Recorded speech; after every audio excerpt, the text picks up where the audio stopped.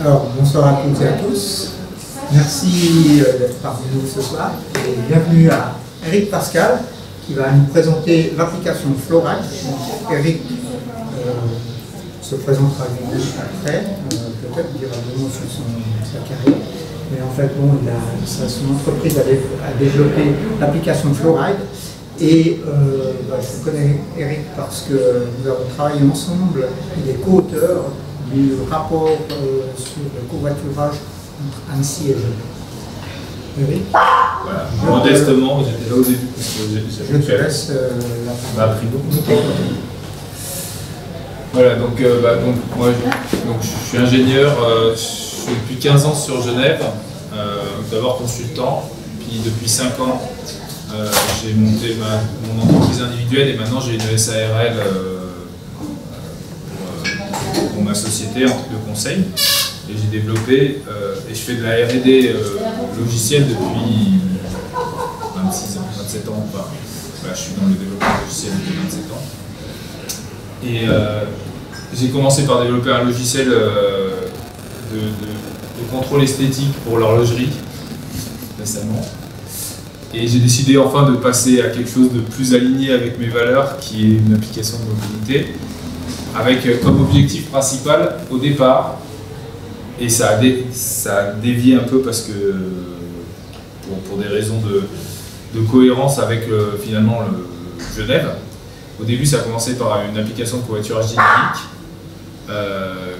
qui visait à remplir les trous de tous ceux qui ne veulent pas faire du covoiturage sans se prendre la tête, enfin qui veulent faire du covoiturage sans contrainte de logistique. Donc, mais pour pouvoir faire du covoiturage sans contrainte de logistique, l'idée c'était d'amener les passagers aux conducteurs et pas que les conducteurs aillent aux passagers. C'est ça la logique initiale de Floride, ça a été conçu comme ça. Et donc pour arriver à faire ça, l'idée c'était d'utiliser tous les moyens de transport existants pour amener les passagers jusqu'aux covoitureurs et donc de faire de l'intermodalité. Et dans un deuxième temps, on a plutôt orienté ça vers un MaaS, puisque de toute façon les briques technologiques étaient là pour faire ce qu'on appelle un MaaS, c'est-à-dire un outil qui regroupe tous les modes de transport sur un territoire et qui les assemble pour permettre de faire des trajets. Donc voilà, et c'est comme ça qu'est né Floride, donc il y a 1 an et demi, après pas mal d'études, d'interviews d'utilisateurs de BlaBlaDaily notamment, entre Annecy et Genève. Je fais beaucoup d'allers-retours Annecy-Genève en BlaBlaDaily, j'ai posé plein de questions. Parce que BlaBlaDaily, pour moi, il y avait encore des choses à améliorer. Donc l'idée, c'était de trouver quelque chose de beaucoup plus léger à utiliser. Donc qu'est-ce que c'est Floride? Bon, c'est vrai que c'est flou, là c'est un peu flou, mais Floride, c'est une application qui permet de regrouper dans... C'est comme Google Maps, on va dire. Vous voyez Google Maps. C'est le principe de Google Maps, mais Google Maps est multimodal, nous on est intermodal. On rassemble les modes de transport les uns derrière les autres, et surtout on intègre le covoiturage et les véhicules partagés. Donc tous les modes de transport d'un territoire, on les amène dans une seule application.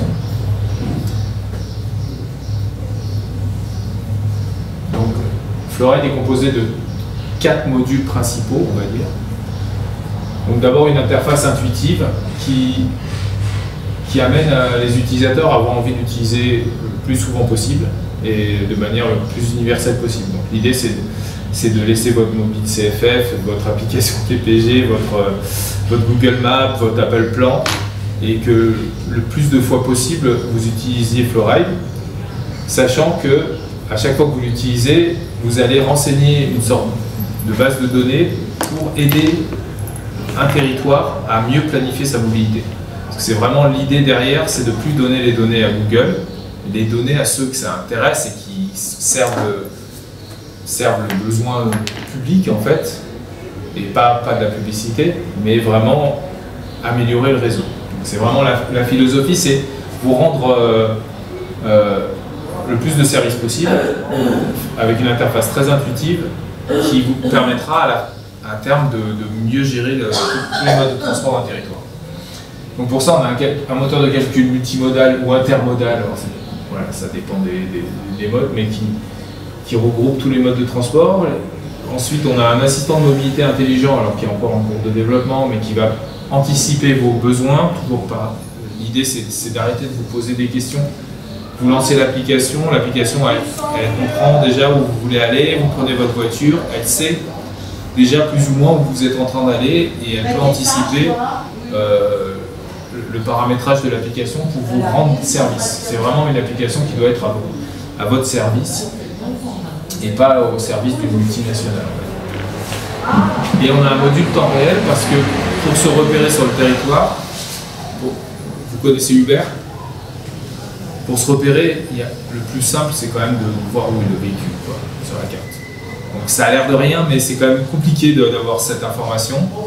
Mais on a mis un module temps réel qui est très optimisé aussi, toujours avec cette logique de sobriété, donc ça ne mange pas trop de batterie, et en même temps que ça puisse gérer beaucoup de véhicules pour qu'on puisse avoir une visibilité de tous les véhicules du territoire en temps réel et mieux se repérer, sachant que l'objectif étant que les gens s'habituent, puissent changer de mode de transport facilement. C'est que quand vous connaissez le bus, si vous connaissez le bus, mais que vous prenez pour la première fois le vélo, l'important c'est que vous sachiez où est le vélo précisément, ou que le bus, par où il va arriver. Vous arrivez où est le poteau du bus. Si vous prenez le bus pour la première fois, c'est sûr que quand vous avez l'habitude de quelque chose, il n'y a pas de problème. L'idée c'est que maintenant, pour changer les habitudes des gens, il va falloir qu'on change vraiment la façon de se déplacer, il va falloir qu'on soit accompagné, quoi. Donc l'idée de l'application, c'est d'accompagner les gens au plus précis. Donc le poteau, il est là, il est de ce côté de la rue, le bus, il va arriver par la droite, et puis on le voit arriver sur la carte. Et moi, je suis un stressé des transports, j'ai pas de sens d'orientation. Ça me rassure, moi, d'arriver pour la première fois à un endroit et d'avoir une information précise. C'est vraiment l'idée de... Donc, l'interface intuitive, elle doit allier à la fois la rigueur, donc des données précises, elle doit être fun, donc elle doit être jolie, agréable, avec une réactivité qui est sympa. Elle doit permettre, je ne sais pas pourquoi les notes, j'ai un peu de... Elle doit permettre aussi aux collectivités d'impulser certains changements de comportement, donc des nudges. Donc l'idée c'est de présenter l'information dans un ordre précis, suivant ce qu'on veut mettre en avant. Donc ça, on va travailler avec la HEG, normalement sur un projet, pour essayer de réfléchir à comment inciter les gens et subtilement à aller vers le bon choix. Et la flexibilité, parce qu'on peut s'adapter vraiment à plein de types de transports dans la même interface. Merci. Donc, comment on fait tout ça? C'est grâce au miracle des open data. Donc ça a l'air de rien, mais c'est une initiative quand même qui est précieuse, cette open data, parce que ça évite d'avoir à parlementer avec plein de monde. L'ouverture des données, ça permet on a déjà plein de données, et des organismes en Suisse notamment, SKI, qui regroupent les horaires. Il y a plein de gens qui travaillent finalement à rendre ces données le plus qualitatif possible. Alors, GTFS, c'est un format qui a été inventé par Google, qui a le mérite d'être hyper simple. Il faut voir que les informaticiens, si des spécifications ne sont pas très très simples et claires, on va se retrouver avec un gros chaos. Donc, on voit que Google, ils ont quand même bien pensé leur standard. GTFS, il est très très clair et simple. Et du coup, les gens arrivent relativement bien à fournir les données dans ce format. Il y a d'autres formats européens qui existent.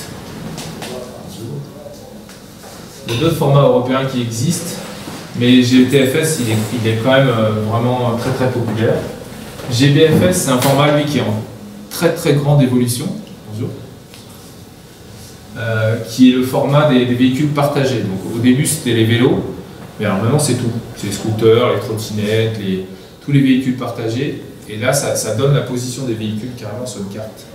Donc, ça vous montre où se trouve le véhicule à un instant T, son niveau de batterie, enfin plein d'informations. Et c'est là où donc e-République ils sont à jour parce qu'ils ont le GBFS dernière version, quoi. Donc ils ont sont des informaticiens qui bossent bien. Donc ça nous permet d'avoir vraiment le nom du vélo, parce que sur Genève, les Donkey République, ils ont tous un petit nom. Ça, c'est rigolo. Et puis vous savez s'il est électrique, pas électrique, et précisément où il est sur la carte. Pareil, avec la même logique, vous êtes avec votre téléphone, vous regardez, et puis il est dans votre nez. Vous passez pas longtemps à chercher votre vélo. Il nous manquait des données en Suisse, c'est le trajet des bus réel, parce que c'est pas fourni pour l'instant par l'organisme centralisé.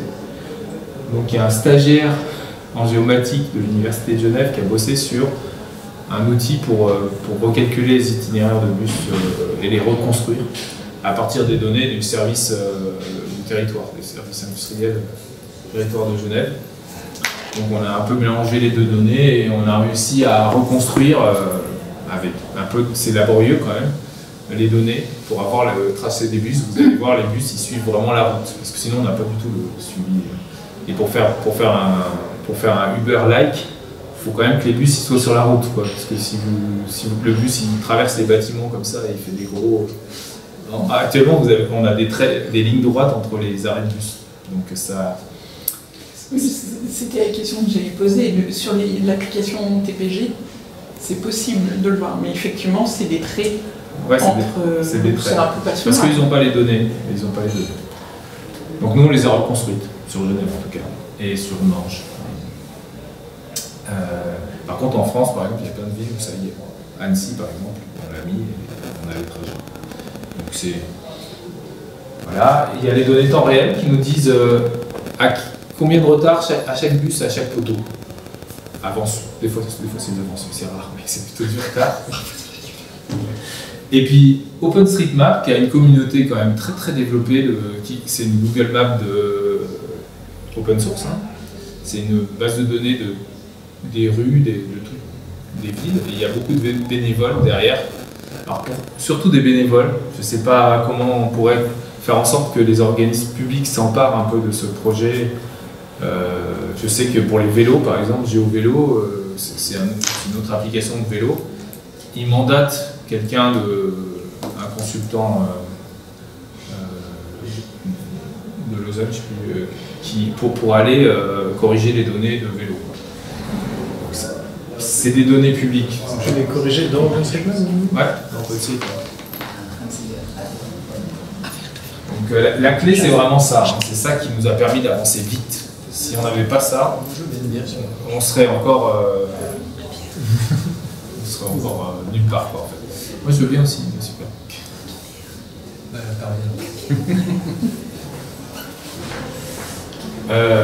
Alors derrière, c'est pas encore implémenté, on voit pas bien, c'est pas très net, mais on voudrait mettre des règles de routage pour qu'on puisse, suivant plein de paramètres, faire les bons choix dans un itinéraire de transport. C'est-à-dire, on peut faire un choix orienté santé. Moi, j'ai besoin de marcher.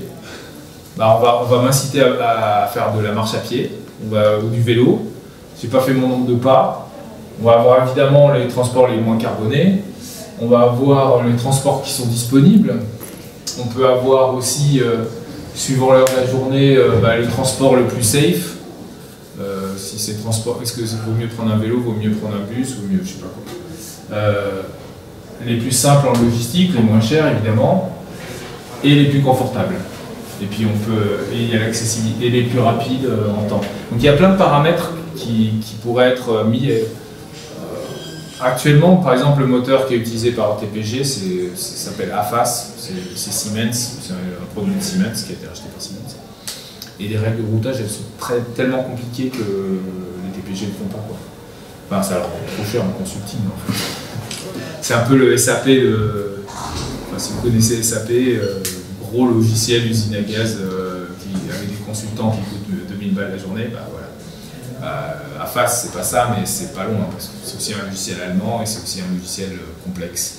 Et donc finalement, ils font pas ça, quoi. Ils font pas des règles comme ça. Donc nous, on a quand même l'avantage pour l'instant d'être agile et de pouvoir maîtriser toutes les couches du logiciel. C'est-à-dire que c'est que du open source. Donc le moteur de calcul est open source. On est un peu contributeur, là, on commence à contribuer au logiciel, on corrige des bugs, là, il y a un petit bug sur les itinéraires voilà, sur certains types. Donc on commence à contribuer. Le code il est super clair, donc c'est facile à faire évoluer en fait, suivant nos besoins. C'est quoi le nom du moteur? Open Trip Planner. Il y en a.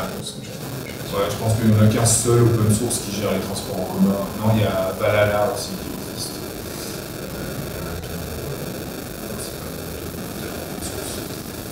Valhalla, c'est un peu une musique il reste assez facile à comprendre et bien structuré et performant.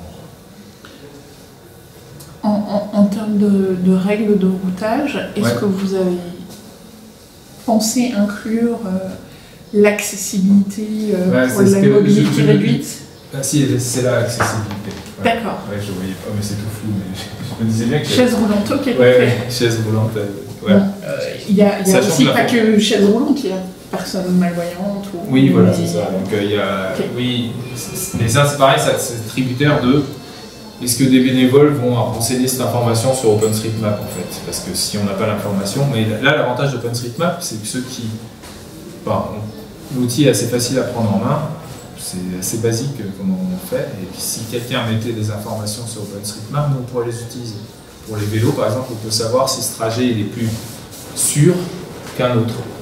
Et on peut orienter les gens vers un trajet plus sûr ou un plus rapide ou avec moins de pentes. On connaît les pentes. Donc on peut vraiment accompagner les utilisateurs. L'assistant de mobilité, alors pour l'instant il est encore embryonnaire, mais en fait un téléphone il capte plein de choses. Et l'idée c'est que on essaye de prendre des informations, mais on ne les envoie pas au serveur, on les garde localement. Et à partir de ce qu'il nous donne comme information, on peut prendre des initiatives pour dire la personne elle se lève le matin, elle part, elle monte dans sa voiture, par exemple le téléphone détecte quand la personne change de mode de transport. Et on peut utiliser cette information localement, il faut bien protéger ces données. On travaille sur des mécanismes pour apprendre de ces données sans dévoiler quoi que ce soit de personnel sur des utilisateurs. Mais on a beaucoup d'informations sur un téléphone qui sont très intrusives, on est d'accord, mais elles sont là. Et le téléphone, il a une capacité à capter un contexte, ce qu'a fait Google avec ses Google Cars là. Ils sont mis à capter tout ce qui se passait autour, les Wi-Fi, les machins, les trucs, ils en ont profité pour capter tout ce qui se passait autour. Nous, l'idée, c'est d'utiliser ces informations pour anticiper les besoins des personnes et savoir quand est-ce qu'elles prennent leur voiture et puis les accompagner. En gros, l'idée, c'est d'avoir Floride sur son téléphone. Le matin, on prend sa bagnole. Si on fait rien, il devine plus ou moins en fonction de l'endroit où on a commencé à aller, où on va aller, et il peut générer, si on est d'accord, une sorte de ligne de bus virtuelle et dire, bon bah vous d'habitude le matin vous passez par la douane de machin, vous faites ci, vous faites ça, vous allez à Lausanne et puis vous passez par l'autoroute ou vous passez par la nationale, j'en sais rien. Bon, je pense que c'est difficile, il y a peu de gens qui vont passer par la nationale, mais si, peut-être que vous faites ce tour, il apprend, et au bout d'un moment, il va prédéclarer en mode un peu hypothétique votre trajet et vous demandez si par hasard vous êtes là et vous êtes susceptible de prendre quelqu'un sur votre route, quoi, en fait. L'idée, c'est de créer rapidement une communauté de Flowriders, ce qu'on appelle les utilisateurs de Flowride, qui vont... GeoVélo, il y a une application, je ne sais pas si vous connaissez GeoVélo, mais GeoVélo, ils font ça, ils détectent quand on démarre le vélo et ils commencent à enregistrer. L'idée, c'est un peu pareil, alors avec tout ce qu'il faut... le code va être open source, donc si quelqu'un veut voir ce qui s'y passe avec les données qu'on prend, ça sera transparent. Ça, on peut aussi en termes de sécurité aussi, c'est important qu'on puisse auditer le code. Donc voilà, il y a tout un contexte qui est hyper important et qui pourrait rendre l'application vraiment, toujours dans cette logique, simplifier la vie des gens. Et on veut que les gens qui l'utilisent se disent bah ouais, c'est vrai, ça me coûte rien en fait. Je peux être Flowrider et puis j'ai pas besoin de me prendre la tête le matin à y penser. Bon, là, je ne vais pas rentrer dans la technique, mais bon, c'est un peu l'architecture Là, on a Graphhopper. Graphhopper, c'est le composant qui calcule les itinéraires routiers. OpenTripPlanner, c'est celui qui fait les trajets bus, transport public, mais aussi vélo partagé. Google, le moins possible, c'est quand on ne trouve pas une adresse. Pelias, c'est un agrégateur. Il y a plein de bases de données d'adresses ouvertes. Il regroupe toutes les bases dans une seule base de données et il résout les adresses. Donc, logique, souveraineté, pas filer de données à Google, c'est vraiment le focus. Et puis vie privée aussi, parce que mine de rien, à chaque fois que vous faites une requête à Google, vous donnez une info à Google. Donc là, l'idée, c'est le moins possible de faire ça. Et puis, pour les itinéraires temps réel, on a une base de données en mémoire qui est hyper rapide, qui permet de... On calcule tous les trajets de la journée. Tous les soirs, on calcule tous les trajets de la journée. Et comme ça, on peut montrer les bus en temps réel sur la carte. Puis une base de données géographique et des composants pour faire le paiement et l'authentification. Tout ça, c'est que du open source, sauf ça. Et maintenant, il y a aussi Blablacar. On a un accès aux API de Blablacar.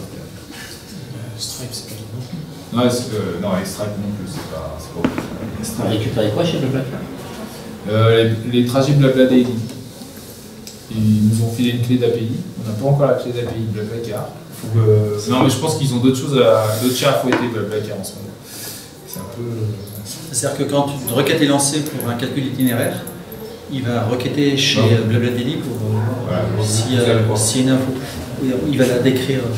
Et puis école.fr, aussi. Ouais, pour l'instant, ils n'ont pas un fichier GTFS avec la troisième ligne qui est dans PageX. Mais on utilise déjà deux lignes. On va vous montrer à quoi ça ressemble. On a intégré ça. Donc bon, là, je remonte un peu les données, l'open data, les recherches d'adresses. On va potentiellement, alors Transer ou Nova, en Suisse, c'est Nova qui centralise. Fertic, on pourrait le mettre en deep link. On les a rencontrés, c'est-à-dire on met un lien et puis on dit démarre le trajet avec Fertic. De toute façon, c'est facile, Fertic, il suffit d'ouvrir l'appli et puis de dire démarrer. Ou même, on pourrait lancer MyCFF, Mobile CFF. Easy Ride. Easy Ride, du coup, Easy Ride et Mobile CFF, là, qui est Fertic de toute façon derrière. Ah ouais? Ouais, c'est Fertic qui est derrière. Non, mais c'est très bien, mais juste pourquoi démultiplier les... Il fallait que ça soit sous la marque CFF, ça rassure. Mais c'était Fertic au départ. Oui, oui, c'était Fertic au départ. Donc effectivement, on n'a pas mis encore Fertic, mais c'est pas grand chose à faire et c'est vrai que ça fait pas. Ouais, l'idée, c'est quand même de rassembler un maximum de choses. Donc nous, on se positionne pas comme remplacement, on va avoir un moteur de covoiturage dedans, mais tout le reste, on l'intègre. Et pourquoi elle est adaptée au Grand Genève? Parce que d'abord, elle peut être mise en marque blanche. Donc l'idée, c'est pas forcément avoir la marque Flowride, mais la marque, je sais pas, Grand Genève, je sais pas, d'un territoire en fait. C'est un bassin de vie. C'est le terme qu'utilise Laurent le plus souvent, le bassin de vie. L'idée, c'est de dépasser les frontières. En fait. Parce qu'en fait, on est quand même à un endroit où c'est quand même logique et c'est assez fluide de ce côté-là. Donc je travaille beaucoup, moi je travaille à EPIA, donc moi je me suis pas présenté, mais j'étais consultant et puis je suis aussi adjoint scientifique à EPIA à 60%, donc je suis prof de géométrie 3D et de gestion de projet et je suis des élèves en bachelor et en master. Donc, il y a certains de mes élèves qui travaillent sur des briques de Flowride à l'occasion. Pour l'instant, pas encore de manière suffisamment significative pour que je l'intègre dans le produit, mais ça donne des idées et puis ça fait des sujets pour les élèves. C'est toujours sympa. Mais là, l'idée, c'est que là, on doit avoir un financement de Modus, on croise les doigts, peut-être début juillet, et si on a le financement de Modus, on a eu une bourse conditionnée au financement de Modus de Fongit, et si on a le financement de Modus, on aura de quoi financer un an de développement de Flowride avec EPIA, avec l'école d'ingénieurs EPIA. Donc on va travailler avec j'ai déjà identifié l'assistant avec qui je travaille déjà. Et donc voilà, l'idée c'est que ce soit un partenaire académique. Et comme le code est open source, il va que contribuer au code qui est déjà partagé à tout le monde. C'est pas non plus de l'argent qui est donné à ma société, mais à l'école pour voilà. Et ensuite, les données sont hébergées chez Infomaniac. Donc pareil, toujours logique de protection maximum. On veut vraiment être au clair sur ce que c'est, où vont les données, quoi. Tout, le maximum, et qu'elles servent vraiment les personnes qu'elles doivent servir, point barre. Pas de commerce, quoi. Enfin, c'est pour ça que l'idée c'est de financer publiquement, parce que on est dans une logique de public, et il y a de l'argent. Il y a de l'argent pour financer les tickets de bus, parce qu'ils mettent beaucoup d'argent dans les tickets de bus, donc, et pour faire marcher une solution comme ça, c'est beaucoup moins d'argent que les 530 millions, je ne sais pas combien de TPG. C'est beaucoup moins que ça, quoi. Donc c'est un peu un facilitateur de tout ça. L'idée c'est de convaincre les 530 millions, c'est le budget de fonctionnement de TPG, vous voulez dire? Ouais, c'est quelque chose comme ça. Ouais, mais c'est ce qui sert à acheter des trams, quoi. Donc c'est pas. Oui, pour moi, c'est pas comparable, quoi. Pas que. Bah si, c'est comparable dans la mesure où mettre 200 000 balles versus pour que tout marche mieux et qu'on utilise encore mieux les trams, tous les investissements. Oui, non, mais ça se complète. Mais c'est pas comme si on pouvait dire on arrête les 530 millions de TPG puis on les met dans l'app. Non, du coup il y aura plus de bus. Au lieu d'acheter un demi-bus, on investit dans un truc qui permet de mieux utiliser les autres bus, on va dire. Oui, d'accord.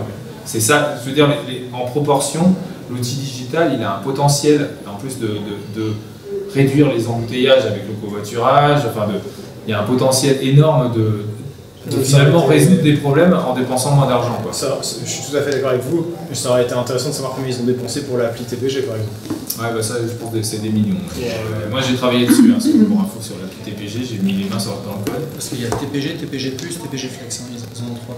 Alors j'ai la plus, je crois. Ouais. Bon, de toute manière, il n'y en a pas une pour rattraper l'autre, donc ça a été poussif. Je crois que c'est la Flex où ils ont mis 3 montées de version pour que ça soit enfin à peu près opérationnel. Ouais. C'est pour ça que en fait Flora il est entre guillemets né parce que le conseiller d'État a bien aimé le projet, nous a fait rencontrer le directeur de l'Office cantonal du transport et ensuite qui nous a dit bah ouais nous on voulait une seule application qui fasse TPG Flex, TPG, on voulait pas 3 applications quoi et ils n'étaient pas contents. Et donc moi je savais pourquoi aussi puisque j'avais bossé pendant 6 mois sur l'application TPG+. J'aurais proposé d'ailleurs de la réécrire à l'époque, mais même si voilà.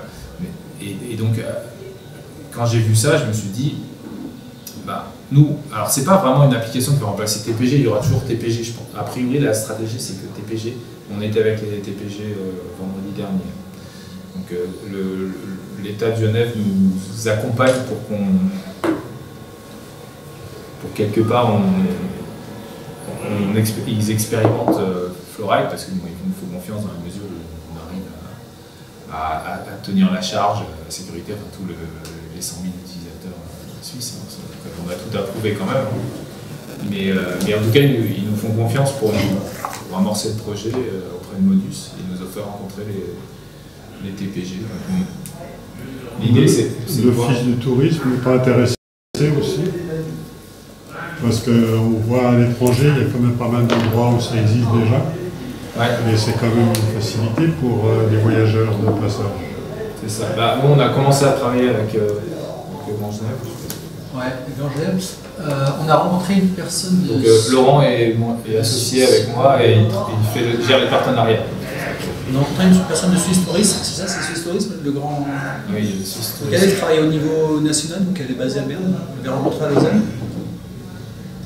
C'est vrai qu'elle n'a pas réagi, et nous, on n'avait pas forcément une idée de leur donner ça, mais maintenant que tu dis ça, c'est vrai que ça peut être une opportunité pour nous de dire que c'est dans leur offre Swiss Tourisme, c'est aussi de faire un accueil depuis l'aéroport, en disant c'est aussi l'outil que vous pouvez utiliser à partir du moment où vous vous posez à Genève ou autre part. Oui, et puis il y a l'application de randonnée qu'on a proposé au Grand Genève aussi de collecter les itinéraires de randonnée et d'amener les gens à aller faire de la randonnée en transport en commun et pas en voiture. Donc il y a plusieurs projets, on va dire, qu'on a amorcés pour essayer de parler tourisme en fait. Parce que pour moi, enfin pas pour moi, c'est les chiffres parlent. En fait, c'est que 30% des trajets pendulaires du trafic, et en fait le reste c'est des trajets occasionnels.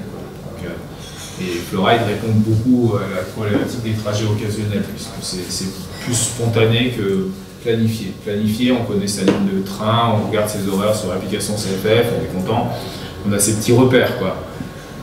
Dès qu'on perd des repères, qu'on veut faire quelque chose d'un peu différent d'habitude, ben là, il faut quelque chose qui nous accompagne. En fait.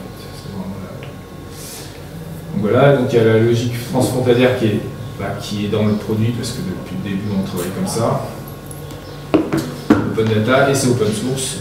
Et on envisage de créer une association pour porter le code open source, histoire que ça soit bien clair que ce code-là, il n'appartient pas à la société. Et pour avoir aussi des développeurs, des bénévoles aussi qui voudraient bien participer. Donc ça a commencé en 2023. On a développé un prototype, on a une sorte de prototype utilisable que vous pourrez... D'ailleurs, je vais vous donner le QR code. Si vous voulez flasher le QR code pendant que je parle, ça vous pouvez jouer avec. Enfin, vous pouvez écouter quand même.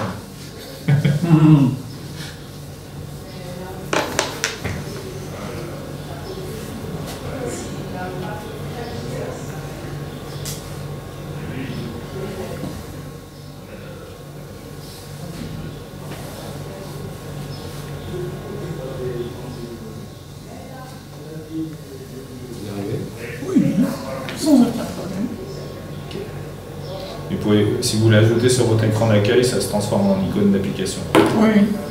Faites autoriser. Faut mieux autoriser, sinon ça fonctionne.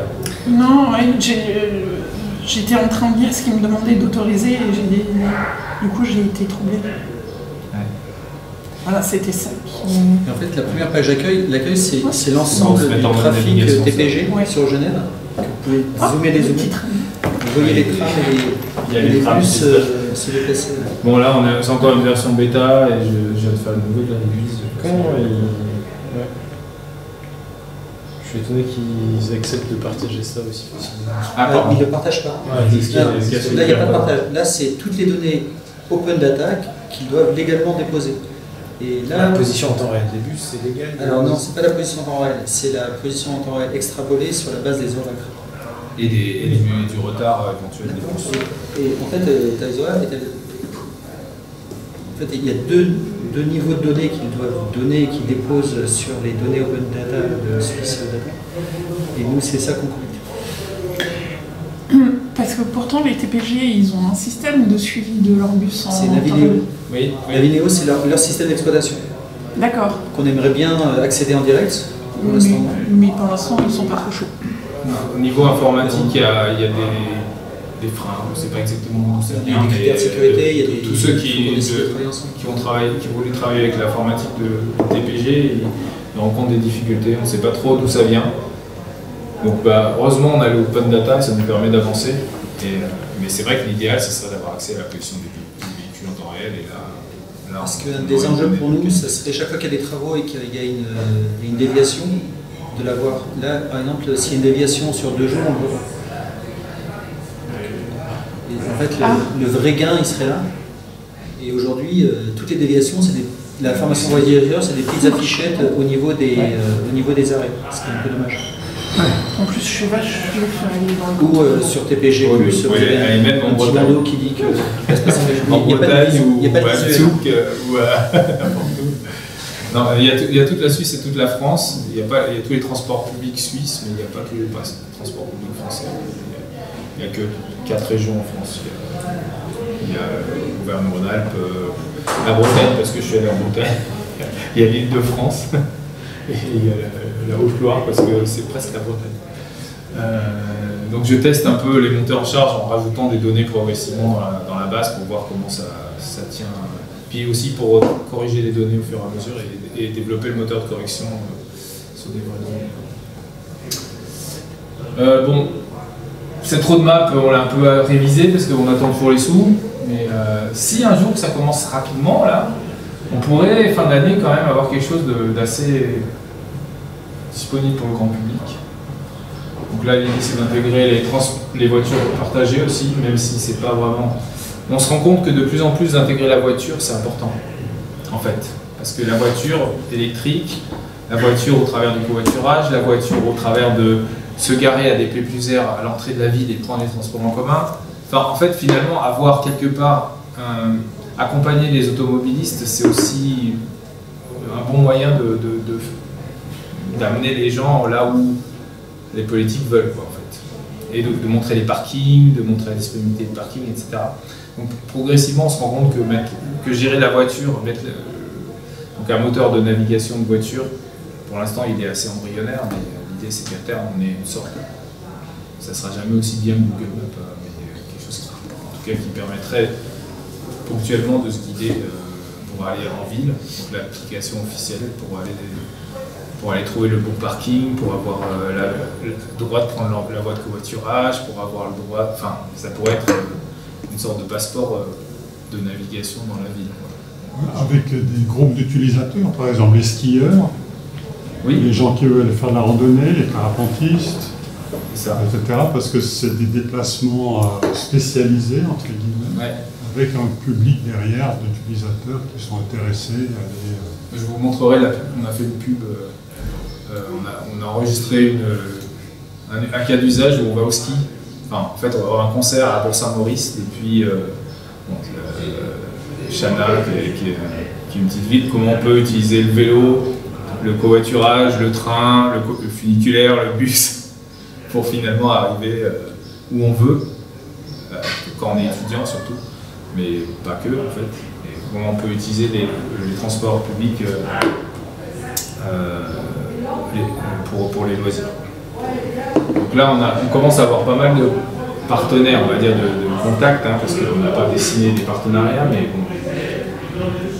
Donc ETIA, l'école, SKI qui gère les Open Data Suisse, Babacar, Éléments, TCS, alors on attend de leur part un moteur de calcul pour savoir vraiment le coût d'utilisation d'une voiture, le vrai coût, parce qu'ils ont des ABAC, enfin des formules assez précises. Donc ils pourraient nous donner une version allégée parce qu'il faut payer pour avoir le détail de... mais peut-être, voilà, on est en contact avec eux, on a autour du Mont Blanc, on a pris du péage, parce que l'idée c'est de prendre la meilleure décision, c'est-à-dire qu'on sait combien ça va nous coûter. Alors le top serait d'avoir le prix des péages, le prix des parkings aussi, puis de pouvoir vraiment comparer ce qui est comparable, c'est-à-dire que le prix du billet de train, prix de votre voiture. Vous avez quoi comme voiture, combien de kilomètres, machin. Bon, vous savez que ça coûte, je sais pas, 40 centimes du kilomètre votre voiture. Donc maintenant, vous avez votre prix au kilomètre. Quand vous allez vous garer, vous allez payer le parking. Vous avez le péage. Si vous venez de France, vous avez le péage. Bon, à un moment, il faut prendre une bonne décision. Parce que j'aime tellement ma voiture, j'aime tellement les bouchons, et avec tout ce qu'elle me coûte, pour ne pas prendre le train. L'idée, c'est que ça fasse chemin dans la tête des utilisateurs. C'est pour ça qu'on veut aussi rendre service aux chauffeurs pour que ça devienne une sorte de Google Maps ou de Waze ou je sais pas quoi. Via Michelin. Ouais, ou via Michelin. Parce qu'eux, ils font le calcul. Ouais. Alors, on a pas mal de... J'ai une stagiaire qui travaille sur ça depuis des mois, là, c'était un peu l'enfer. On a pris les PDF de Aria, de tous les fournisseurs français dans la région, parce qu'on a plein. Et apparemment, il y a un format de données qui est centralisé, qui est par l'ASFA, la Société des autoroutes en France, qui nous permettrait d'avoir accès aux données. Je suis encore en train de discuter avec eux pour avoir tout ça. Mais l'idée, c'est qu'on prenne une bonne décision. Dans une seule interface, je sais tout. Ce qui me permet de choisir quel mode de transport je vais prendre. Donc l'équipe, c'est donc Laurent, Gert et moi qui sommes un peu le socle. Donc plutôt, donc Laurent plutôt gestion des partenariats, Gert c'est plutôt stratégie marketing qui nous aide à faire le business plan, et moi plutôt, donc moi je suis vraiment CTO. Moi j'ai un profil très technique, enfin vous avez peut-être certainement entendu dans ma façon de m'exprimer, j'ai un profil très technique, donc voilà. Et puis derrière il y a Cassandra qui est stagiaire, Mehdi qui a fait le design, Anas qui a développé. Alors il y a une équipe marocaine qui nous a aidé au début parce que j'ai fait ça sur mes fonds perso, enfin mes fonds de ma boîte. Donc, voilà. Sébastien Munafo qui a une agence de recherche en mobilité, Cité. Voilà. Avec qui on travaille sur certaines choses. Paul Albuquerque qui est le responsable de la filière à IKEA, qui nous accompagne beaucoup, et puis Denis qui a été quelques mois développeur sur la solution. Mais il y a plein d'autres personnes autour qui nous aident ponctuellement. Vous allez voir la vidéo, je vais vous montrer la petite vidéo à la fin pour vous faire un peu le... voilà. Et puis, je vais peut-être... vous avez l'application, vous voyez, donc il y a un affichage temps réel, donc on voit les bus se déplacer. Je vais peut-être montrer l'application, c'est plus simple. Hop. Donc là, par exemple, ça c'est un trajet typique de Valérie où il y a une ligne élément, donc le ECOV. ECOV, élément, c'est des poteaux. Donc Élément, c'est ECOV. Ouais, c'est ECOV. C'est la même. En fait, c'est marque blanche. Et donc là, on a un cas où on part de Valérie, on va jusqu'à Epia. Et là, pour les gros marcheurs, il nous a proposé 2 heures de marche, il faut quand même en vouloir. Mais on peut louer un vélo, c'est-à-dire qu'on peut lancer, alors là vous n'allez pas le voir, mais si vous cliquez sur louer un vélo, ça vous lance l'interface si vous avez installé l'application Donkey République, et vous avez plus, ça vous pointe le vélo où il se trouve, vous n'avez plus qu'à le déverrouiller. Donc c'est hyper facile de faire ça, moi je le fais régulièrement. Du coup ça m'incite à prendre le vélo. Là on a le cas où on ne peut pas faire tout le trajet, donc on fait le trajet jusqu'à Bernay avec un covoiturage dynamique, en attendant qu'il y ait des points, c'est un peu l'idée qu'il y ait plus de poteaux à l'intérieur du territoire de Genève. Mais là du coup on peut faire de l'intermodalité, c'est-à-dire covoiturage plus le 14. Ah, élément, c'est du covoiturage. Okay. Et par contre, c'est du point à point. Leur mode de fonctionnement, c'est vraiment point à point. Ils vous prennent un droit, ils vous posent un autre. C'est des lignes de covoiturage. Des lignes de covoiturage. Et c'est un concept qui marche très très bien sur Grenoble, qui marche très bien sur Lyon aussi. Du coup, nous, dans les pouvoirs publics français, ils croient vraiment en cette méthode-là. Par exemple, si vous voulez prendre le train, là, c'est un peu plus tordu le chemin. Et puis vous pouvez, à la fin, on a Blabla Daily. Là, vous pouvez du coup, en général, aller de point à point, vraiment où vous voulez, à l'exception que des fois Blabla Daily dit pas les bonnes infos.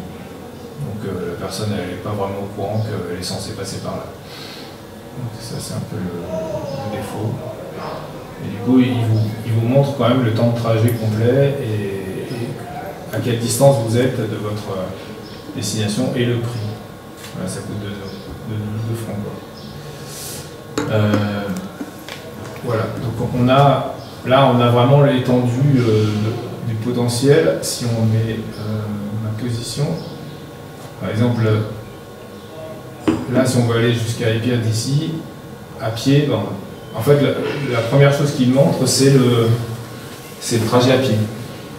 S'il est possible, s'il n'est pas trop loin. Après, là, on a mis Donkey République. Si je mets que je ne veux pas les vélos en libre service, donc là, on peut spécifier ses préférences. Si on veut un trajet en vélo plus rapide, plus sûr, plus plat, et on peut dire, moi j'ai mon vélo. Et là, il va proposer, donc il a mis à la fin, et il va proposer de faire le chemin en vélo.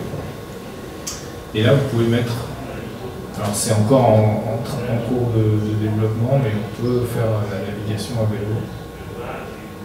Ça marche mieux sur ça, mais ça marche très bien. Hein. Ouais, il y a encore, faut encore que j'affine pas mal, mais on peut déjà, moi je suis venu ici avec Floride à pied.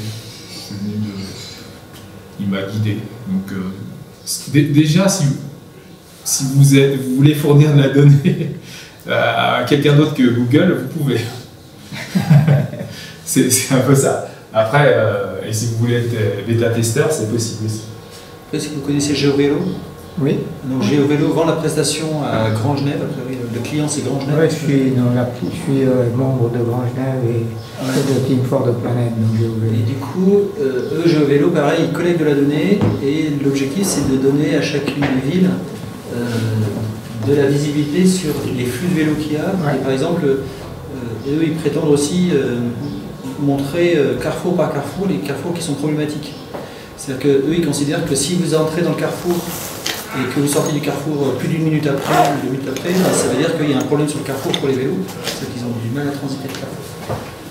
Alors moi, ce qu'ils m'ont expliqué aussi, mais je ne l'ai jamais vérifié, c'est qu'ils sont aussi capables de récupérer les données de quand les routes sont bossées, enfin, la qualité de la route, et puis les nombres de freinage aussi, avec un aspect gyroscopique, de voir si les gens, par exemple, ils freinent tous au même endroit, parce que finalement c'est un passage qui est pas simple.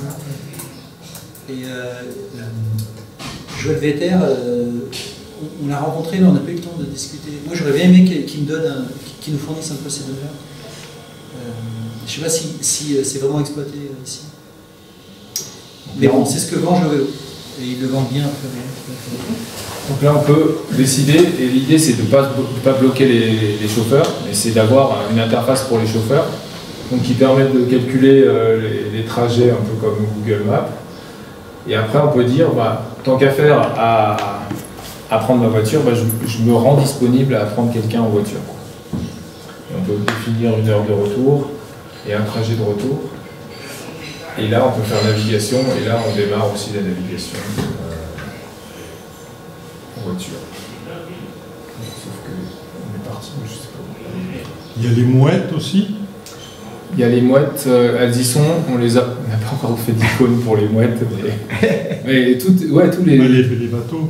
Oui, elles y sont, mais... mais elles sont pas encore... Enfin, il va vous proposer un trajet, mais ça risque de bugger, pour l'instant encore, les bateaux. Mais il y a les bateaux, mais il y a aussi d'autres... Il y a plein de transports exotiques en Suisse, vraiment plein de choses. Il y a des ascenseurs qui sont dans la base, il y a des trucs de fou. Alors, avant qu'on gère toutes les icônes, il faut encore qu'on a reçu pour faire toutes les icônes, mais dans l'absolu, ils ont pris...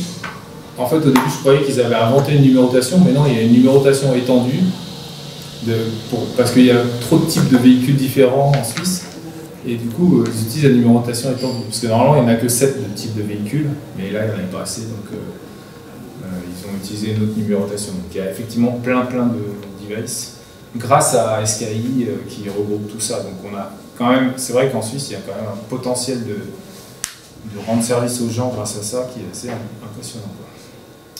Et un des objectifs aussi, c'est d'intégrer tous les opérateurs de mobilité pour qu'une personne lambda, quand elle va définir un trajet, elle puisse aussi se rendre compte qu'il y a un opérateur de mobilité qu'elle ne connaît pas. Donc c'est aussi l'idée d'intégrer Mobility. Il y a quelques semaines, on a rencontré des personnes qui veulent déployer de la trottinette électrique sur Genève. C'est ce qu'on leur a dit. On leur a dit, nous, on serait super contents de les intégrer. Pour, pareil, relier à leur appli, parce que ça permettra aussi à une personne de se dire, tiens, il y a cette application-là.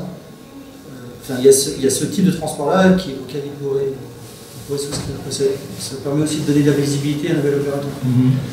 Demain, demain en 2027, il y a un nouvel appel d'offres pour les vélos partagés, libre service, ça sera peut-être donc encore pour quelqu'un, mais aujourd'hui, une des idées du Grand Genève, si je me trompe, mais c'est d'effacer les frontières et de dire que je peux prendre un vélo en Suisse et le déposer en France.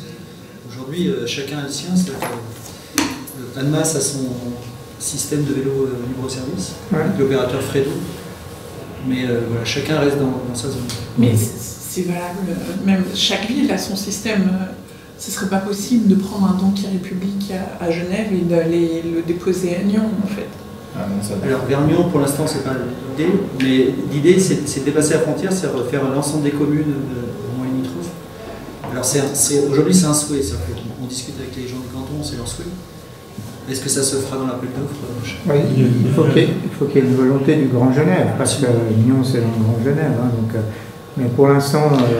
Non, mais c'était pour dire que la problématique des vélos partagés, c'est pas une problématique Genève et Annemasse. C'est qu'aujourd'hui, chaque commune a son système de vélos partagés et on est obligé de rester à l'intérieur du périmètre de service de la commune. Mais je crois que Dunkerque République va jusqu'à Versoix ou un truc comme ça. Comme déjà assez loin. Et puis il y a les CFF qui ont leur système aussi. Absolument. Je savais pas. Mais c'est TCS avec son système, c'est absolument. Ce qui a un côté un peu logique, parce que admettons que le prestataire du vélo ne soit pas le même dans l'autre ville.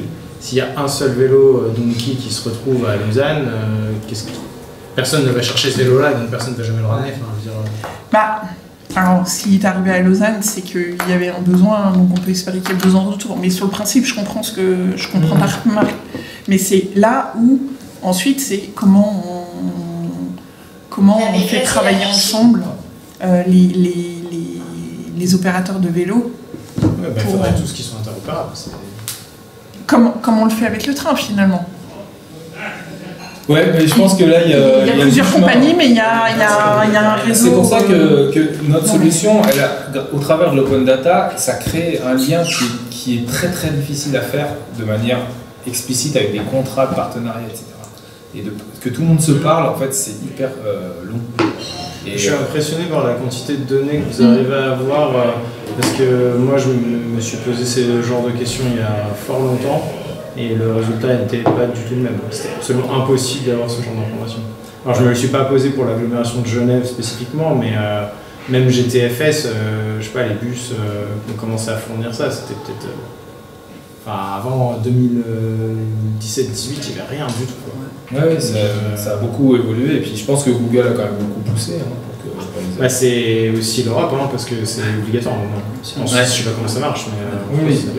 Mais même encore comme ça, tu peux avoir des bizarreries, c'est-à-dire que théoriquement en Suisse, tu utilises l'appli CFF, tu as tout dans tout fonctionne, tu as la vision des bus, le temps réel. Sauf que pour avoir pendulé quand même beaucoup pendant un long moment entre Gland et Vernier, j'avais l'appli CFF qui me disait que le bus était à l'heure et les TPG qui me disaient que le bus était en retard. Et ils n'arrivaient pas, il y avait une latence et la communication ne se faisait pas entre les deux systèmes. Elle se fait, mais il y a une latence. Ouais, il y a une latence. C'est pas en temps réel. Oui. Mais c'est pas difficile. Moi, ça me...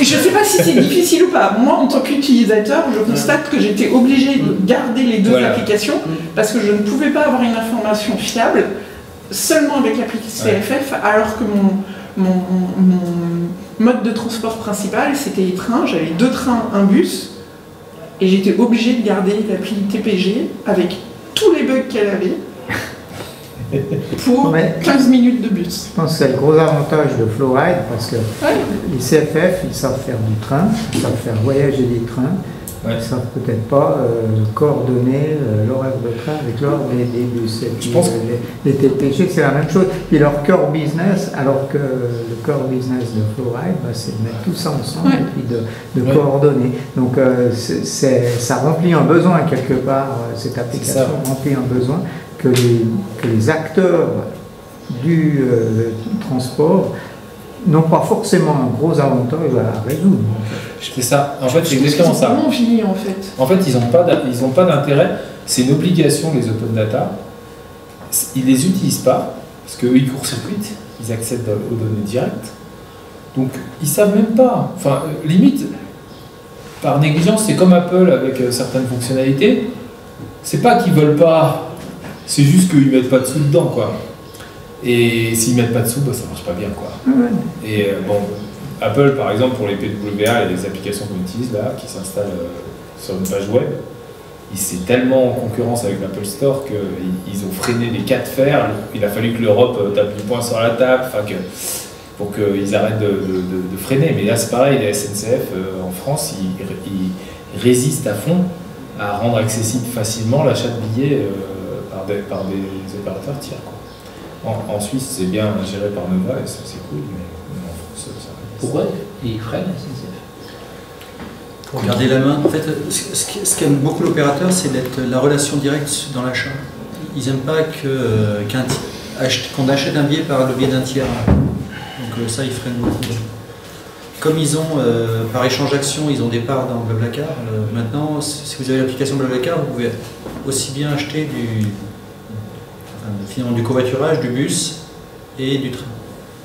Mais parce que ils sont... Mais après, dans les autres opérateurs, c'est assez compliqué.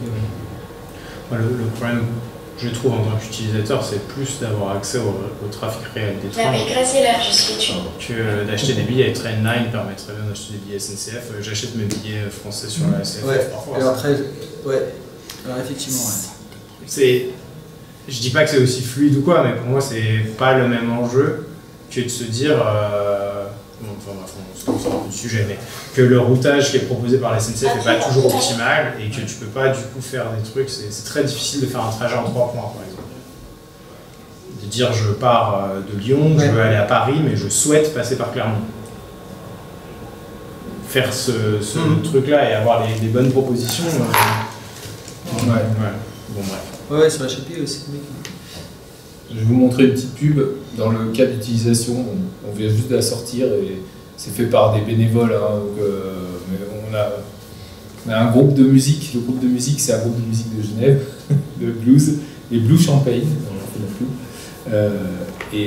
C'est un peu familier. Je m'appelle Graciela, je suis étudiante et comme beaucoup, je cherche une façon simple, rapide et économique de voyager. Avec tous les moyens de transport disponibles aujourd'hui, train, bus, covoiturage, tramway, organiser mes trajets devient vite un vrai casse-tête. Et puis j'ai découvert Floride. Cette application m'a vraiment simplifié la vie. Maintenant, tout est fluide, pratique et sans prise de tête. Floride, c'est exactement ce qu'il me fallait pour me déplacer en toute sérénité. Avec mon amie Léa, on devait traverser toute la Savoie pour rejoindre les montagnes Ozarks. Sans Floride, ce week-end n'aurait même pas été envisageable. Et franchement, avec le recul, ça aurait été vraiment dommage de passer à côté de cette expérience incroyable qu'on a vécue. Simplement en renseignant le lieu de départ et d'arrivée, Floride nous trouve le moyen le plus rapide, économique et simple possible. Pour notre voyage, nous avons sélectionné tous les modes de transport possibles. On commence par du vélo dans Chana pour aller au covoiturage de Chana à Aix-les-Bains. Une fois à Aix-les-Bains, on prend le train jusqu'à Bourg-Saint-Maurice pour prendre le funiculaire jusqu'aux Arcs 1800 et finalement un bus qui va aux Arcs 1900. On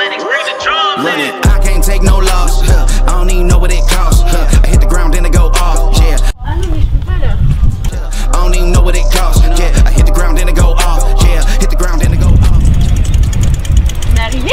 Oui, on attache les vélos ?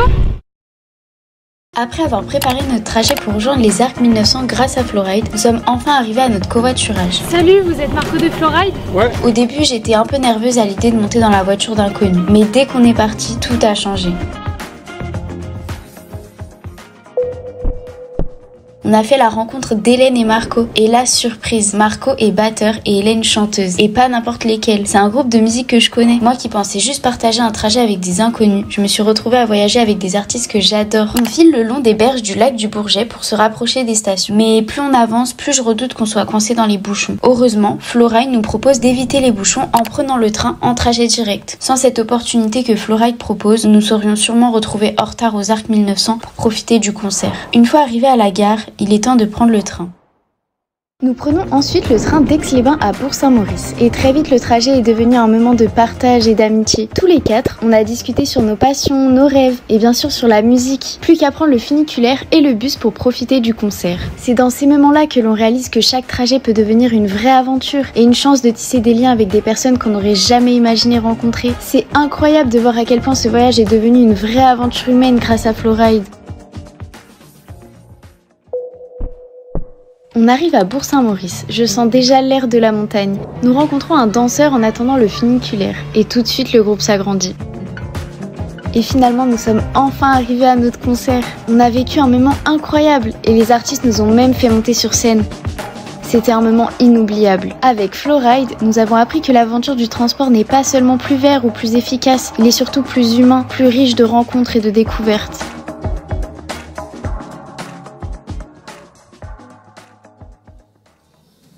Bravo.